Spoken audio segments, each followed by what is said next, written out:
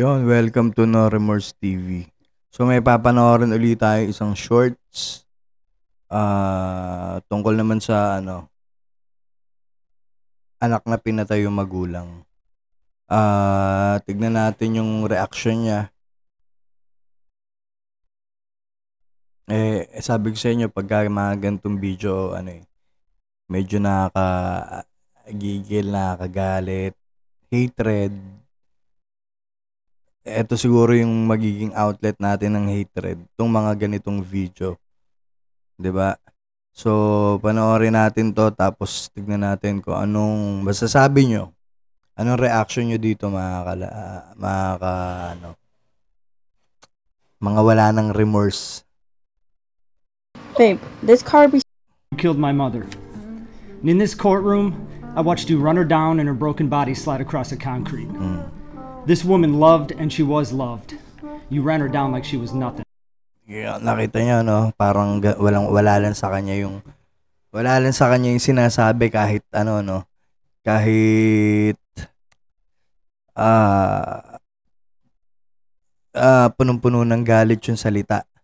Sa kanya parang deadma lang. Ito yung mga tao talagang walang remorse. No, walang pagsisisi tong mga to, wala nang to.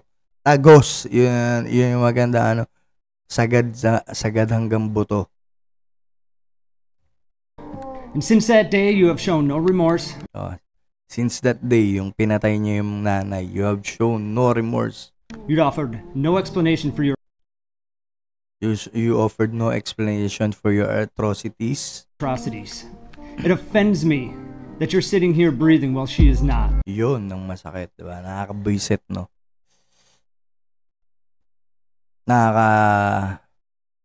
Nakakalungkot, nakakabwisit.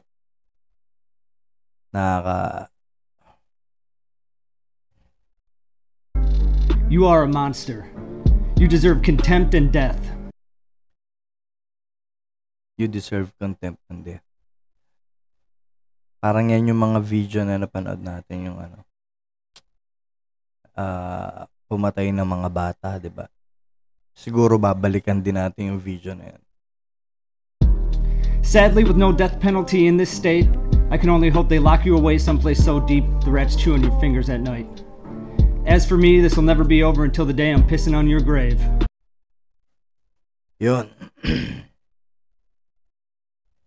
You killed my mother. Ano masasabi nyo doon? Ano masasabi nyo sa mga taong ganito?